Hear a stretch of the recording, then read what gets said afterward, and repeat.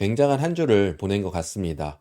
먼저 구독, 좋아요, 감사하다는 댓글은 영상 만드는 데 큰 힘이 됩니다. 하나씩 부탁드릴게요.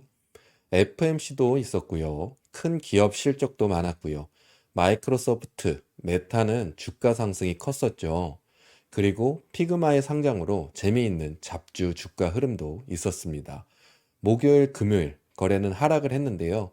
트럼프가 노동지표는 조작된 것이라고 이야기를 하기도 했는데요. 저는 어디에서 쉽게 들을 수 없는 월가 트레이더들과 경제학자들이 이야기하는 증시 안에서의 뒷이야기를 많이 해드리려고 하는데요. 금요일 멤버십 아침 브리핑에서 지표가 조작되고 있고 조작을 하려고 한다고 이야기를 해드렸는데 마침 트럼프가 노동지표는 조작되었다고 하는 참 재미난 일이 있었습니다. 이 이야기는 뒤에 이어갈게요. FMC가 있었죠. FMC는 제가 보는 시각적인 부분을 말씀드리려고 하는데요. 저에게 FMC는 크게 중요한 부분은 아닙니다. 매일 같은 이야기를 하고 우리도 뉴스만 잘 챙겨보면 할 수 있는 이야기가 대부분이라서요. 저는 크게 신경 쓰지는 않거든요. 파월의 이야기로 증시가 움직이긴 해서 신경 쓰는 분들이 많으실 텐데요. 단기적 변동성에 신경 쓸 필요는 없으세요. 20년 동안 지켜보면서 연준 의장의 이야기로, 연준들 이야기로 증시의 방향성이 정해지는 것이 아니라는 것을 알았거든요. 그리고 그들도 미래는 모른다는 것을 확실히 알았기 때문에 중요하게 생각하지 않고 있습니다. 그들의 생각은 그렇구나 할 뿐이죠. 파월은 9월 금리 인하에 대해 신중하다고 하니까 매파적이었다고 하는데요. 경제를 잘 이끌어가기 위해서 금리 인하를 할지 말지를 결정하는데 매파다, 비둘기파다 하면서 이야기하는 것도 웃긴 것 같고요. 미래를 어떻게 알겠습니까? 경제학자도 모르는 미래, 점쟁이도 모르는 미래인데 말이죠. 연준에서는 점도표를 왜 찍는지 이해가 안 된다 하는 사람들도 있다고 말씀드린 적이 있습니다. 파월 역시 미래를 모른다는 이야기를 지난 FMC에서 한 적이 있었고요.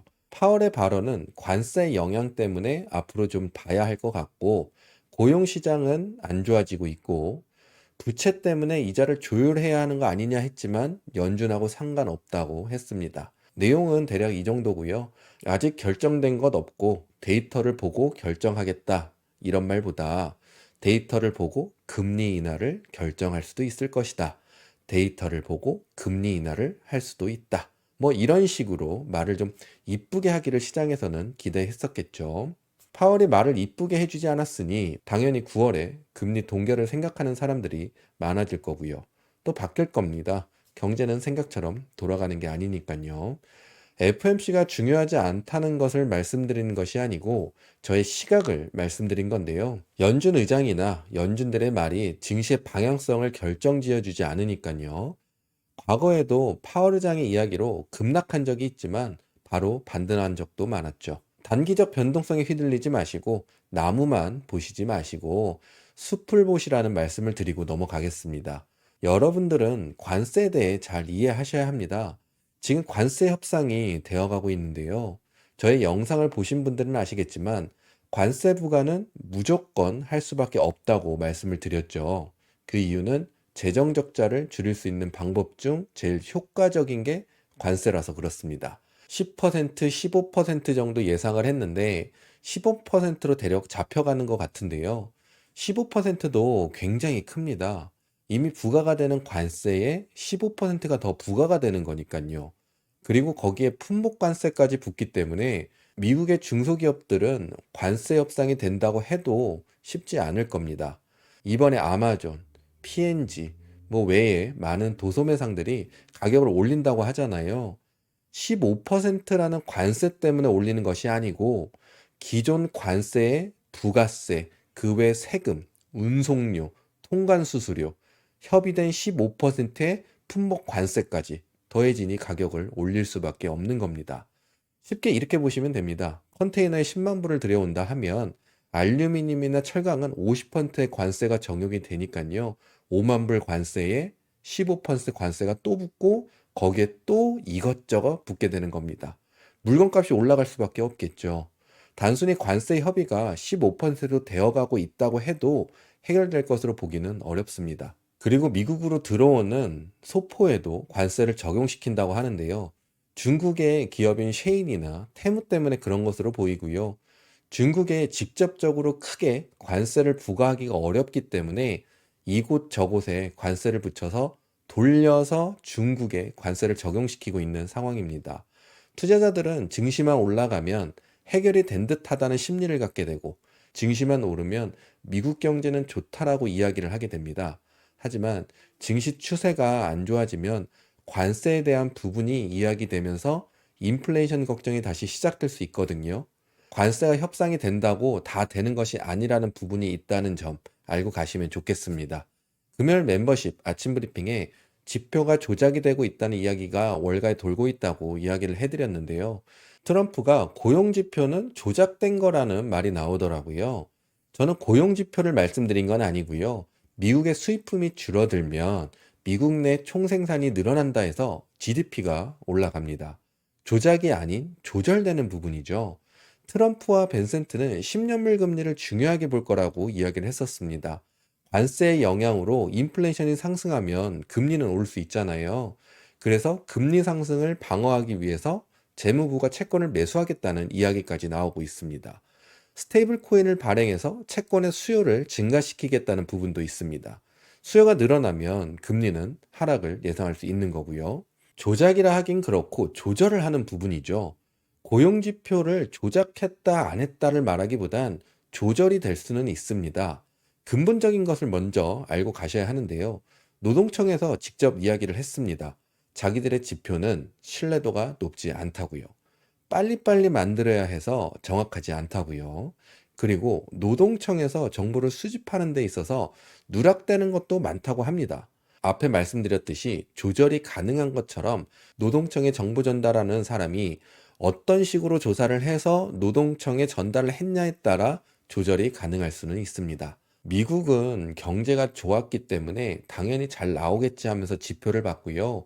미국으로 들어오는 투자자들이 많아지고 집중을 받게 되어서 그렇지 지표에 진심이진 않았던 미국이었습니다.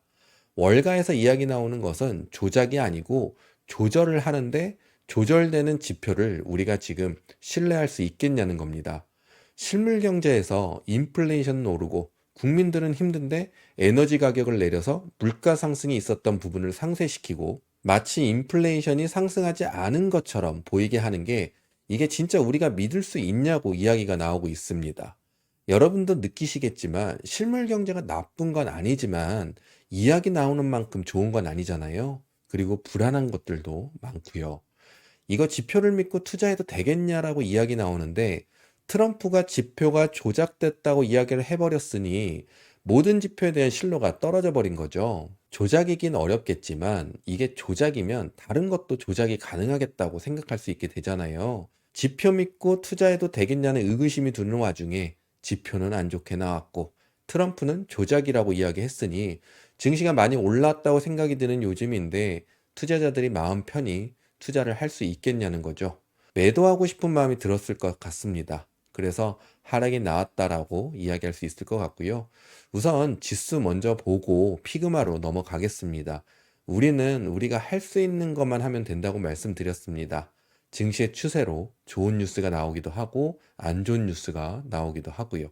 해석이 달라집니다. 주식을 하시려면 추세를 확인하시는 게 제일 중요한데요. 이미 지난주부터 말씀을 드렸죠. 6150, 6100 보셔야 하고 이곳까지 내려오면 종목별로 하락이 큰 종목도 나올 거라고요. 테슬라, 애플, 코인베이스 뭐 말할 것 없이 많이 하락했습니다. 멘탈이 흔들릴 수도 있을 거란 이야기도 해드렸었고요.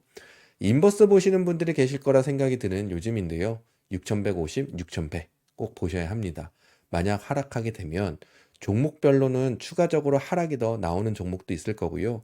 폭락을 한다는 것을 말씀드리는 건 아니고요. 증시가 민감해질 거라서 악재들이 나올 수 있고 악재의 반응을 크게 해줄 거라서 변동성이 나올 것에 마음의 준비를 해놓으시라는 말씀을 드리는 겁니다. 피그마. 많은 분들이 집중을 하니 대단한 기업으로 포장하시는 분들이 계신 것 같습니다. 아무리 좋아도 피그마까지 쓰지 않아도 되는 사람도 있고 어느 기업은 쓰지만 어느 기업은 안 쓰기도 하고요. 꼭 피그마를 써야 하는 요즘은 아닙니다. 사실 저도 그렇습니다. 모든 사람이 고급 툴을 써야 하는 건 아니죠. 제가 필요한 부분까지만 쓰면 돼서 굳이 어도비를 사용하고 있지 않습니다. 그리고 어도비가 요즘 안 좋죠.